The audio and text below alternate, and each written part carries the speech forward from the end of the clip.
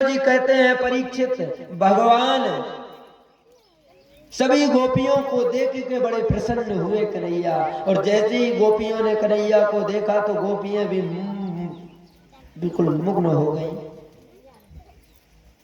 भगवान गोपियों का बड़ा सुंदर स्वागत करते हैं। गोपियों से कहते हैं स्वागतम्बो महाबाहो प्रिया किम कारिणी ब्रजस्तम्मायतम किंचम मोहितम व्यक्तलिप्तये। अरे गोपियों, स्वागत है आपका। बिल्कुल कैसी प्यारी लग रही हैं आप सब। लेकिन ये बताओ, इस घने जंगल में किस कारण आना हुआ, किस लिए यहाँ पर आई हो? तो जैसे ही भगवान ने स्वागत किया, सबकी सब गोपियां कहने लगी जय हो सरकार।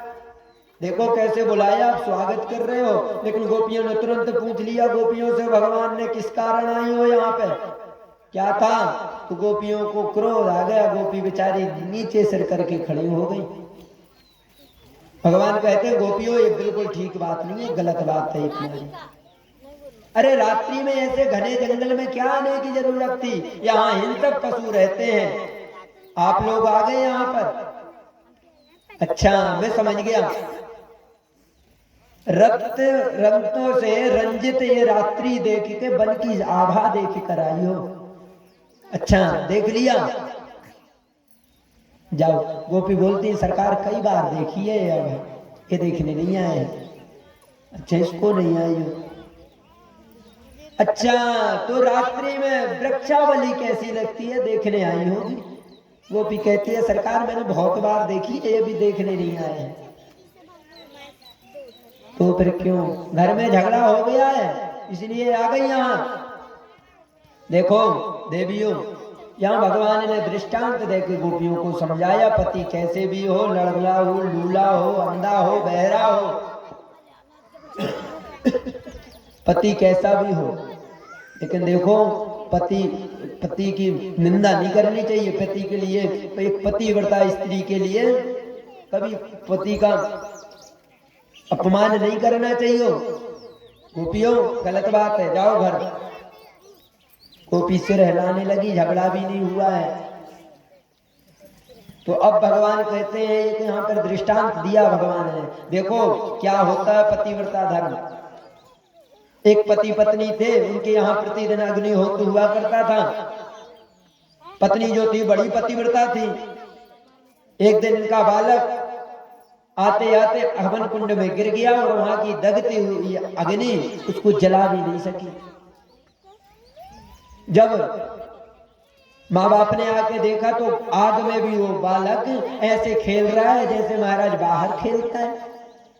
देखा गोपियों, ये होता है पतिव्रता धर्म।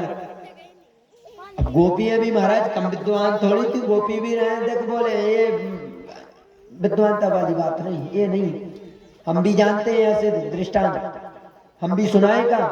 भगवान बोले बताओ। तो गोपी भी यहाँ पर एक दृष्टांत के माध्यम से भगवान को समझाती। देखो सरकार, एक पति पत्नी का नया नया विवाह हुआ। विवाह होते ही पति तो चला गया विदेश पैसा कमाने, धन कमाने, लेकिन जो इनकी पत्नी थी वो बेचारी अनपढ़ थी, पढ़ी लिखी नहीं थी, लेकिन प्रेम बहुत करती थी अपने पति से। पति कहता मैं 10 दिन में आ जाऊंगा देवी, 10 दिन तक आप पतिव्रता बनकर इस फोटो से ही मेरा पूजन किया करो। अब क्या हुआ कि इसने, इसकी जो पत्नी घर में पतिव्रता धर्म पति की फोटो के साथ पूजन करने लगी। पति बता गया 10 दिन मैं आऊंगा। 10 लाइनें दीवार पे खींच गया, बोला एक एक दिन एक एक लाइन मिटाते जाना, और जिस दिन सारी लाइन मिट जाएंगी उस दिन मैं आ जाऊंगा। धीरे धीरे करके 10 दिन बीत गए और 10 दिन के बाद में इसका पति वापस घर पे आ गया और इसकी पत्नी जो थी वो फोटो के सामने ही बैठ के पूजन कर रही थी। इसका पति बाहर आया, दरवाजे को खटखटाने लगा। अब कन्हैया आप बताओ कि इसको क्या करना चाहिए? इसको फोटो का पूजन करना चाहिए या इसका पति आ गया है तो इसे दरवाजा खोल के वो पति का पूजन करना चाहिए? भगवान बोले कैसी बाबरे जैसी बात कर रही हो तुम लोग। अरे जब पति आ गया है तो पति का पूजन करो। फोटो की पूजन करने की क्या जरूरत है? अरे जब साक्षात इसका पति आ गया तो उसका पूजन का, फोटो तो भाई जब तक के लिए था जब तक वो नहीं था, अब फोटो हटा दो। वो भी बोलती सरकार कर दिया ना निर्णय आपने, वो ही कर रहे हैं। अरे प्रभु, जब जगत का पति जगत का नारायण अब हमारे सामने आ गया है तो मिट्टी के पुतलों की, मिट्टी की फोटो की पूजा करने की क्या जरूरत है? भगवान ने समझ में आ गया। भगवान बोले एक काम करो गोपियों, हमें तो आज पहली बार पता चलो कि महाराज तुम इतनी विद्वान हो, कोई बात नहीं। और भगवान ने राज के लिए महाराज बड़ा श्रृंगार किया है, पूरा वन क्षेत्र इतना प्रज्वलित हो गया क्या बताऊं। बाबा शंकर को पता चला कि महाराज महारास हो रहा है। बोलो राधे राधे।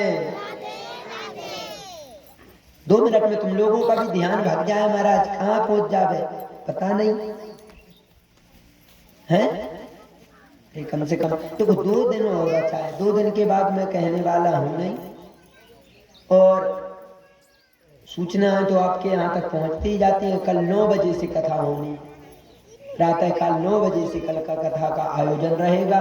तो आप लोगों से निवेदन है कि कल थोड़ी जल्दी कार्य से फ्री हो जाएं और 9 बजे से कथा का आनंद लें। 9 बजे से 12 बजे तक कथा चलेगी और 12 बजे से हवन प्रारंभ होगा।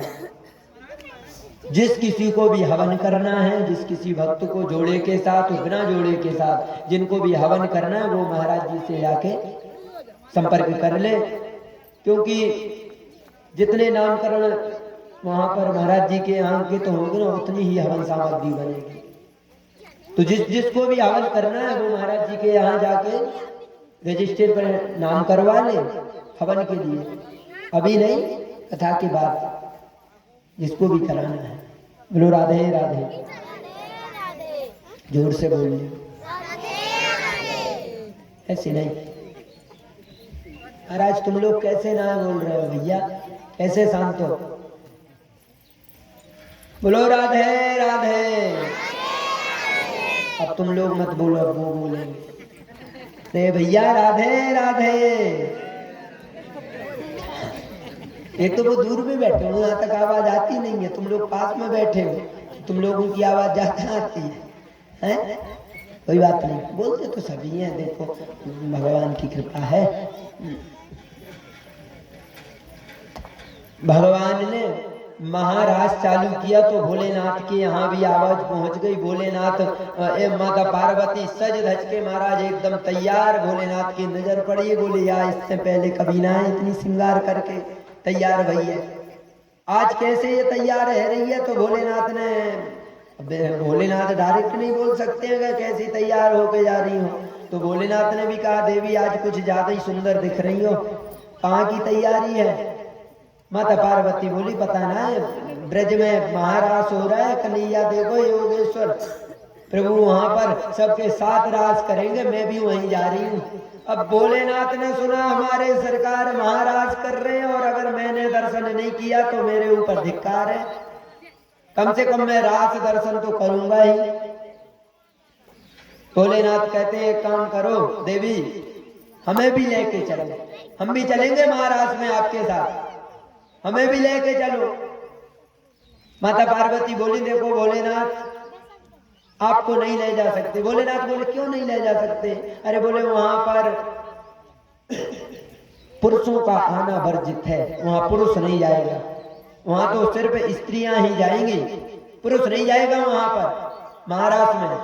भोलेनाथ बोले बस इतनी सी बात, ये भी चाहे तुम कुछ भी करो मैं चलूं। माता बोले कैसे चलोगे? अरे बोले हमें भी श्रृंगार कर दो, हमें भी साड़ी पहना दो, हम भी चलेंगे स्त्री बन के। नहीं माने भोले बाबा और माता पार्वती से हट करने लगे, और माता पार्वती ने भोलेनाथ को साड़ी पहना दी, झुमका पहना दिए, लाली लिपस्टिक बूंदा बिट्टी जितने भी माताओं का श्रृंगार होता भोलेनाथ ने एकदम करके तैयार हो गए।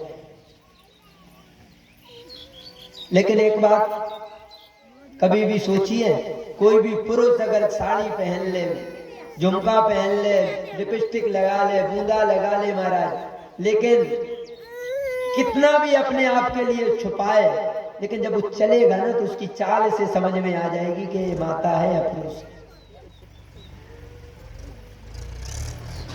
भोलेनाथ ने महाराज बड़ा श्रृंगार कर रखा है, भोलेनाथ ने बड़ी एक, लेकिन जब वो चलते हैं ना तो एक अलग आभा होती है। ऐसे महाराज मर्दानी चाल का महाराज लगता है कि जैसे कोई पहलवान चला आ रहा है सामने से। अब जैसे तैसे करके श्रृंगार तो कर लिया भोलेनाथ ने, भोलेनाथ पहुंच भी गए। भोलेनाथ पहुंचे वहां महाराष्ट्र में माता श्री पार्वती के साथ, तो भोलेनाथ के लिए देखकर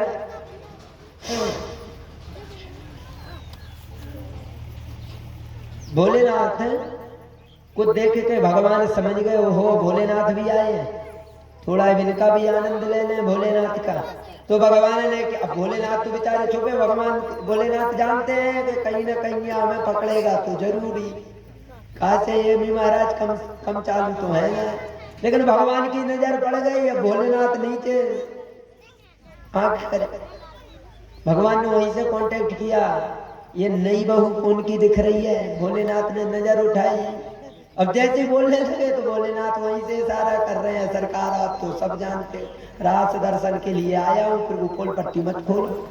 लेकिन प्रभु कहाँ मानने वाले थे, प्रभु और आनंद लेने लगे। भगवान बोले एक काम करो, रास में एंट्री करो, रास में प्रवेश।